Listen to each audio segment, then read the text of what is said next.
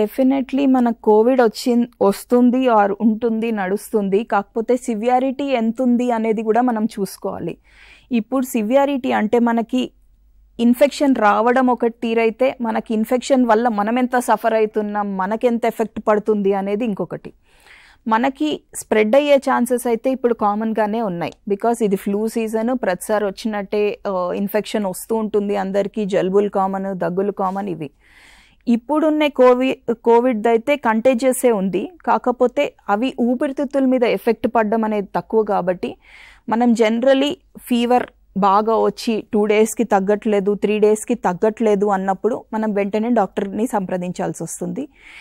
ఒకవేళ 2 డేస్ తర్వాత 3 డేస్ తర్వాత కూడా ఇంప్రూవ్ అవ్వట్లేదు, ఆయాసం ఎక్కువ అవుతూ ఉంటుంది, టెంపరేచర్స్ అసలు ఏమాత్రం బేస్ లైన్ అంటే 98 కూడా టచ్ అవ్వట్లేదు, ఇన్స్పైట్ మనం పారాసిటమాల్ ఇచ్చిన తర్వాత, దగ్గు మెడిసిన్ ఇచ్చిన తర్వాత కూడా తగ్గట్లేదు అంటే అప్పుడు మనం వెంటనే డాక్టర్ని సంప్రదించాలి. ఇంకొకటి పల్స్ ఆక్సిమీటర్తో మనమైతే ఎప్పుడైతే చెక్ చేసుకున్నప్పుడు 92 రావట్లేదు, 90 వస్తుంది, లేకపోతే 88 వస్తుంది, 80 వస్తుంది అంటే మనం ఇమీడియట్గా చూపించుకోవాల్సిన అవసరం అయితే ఉంది.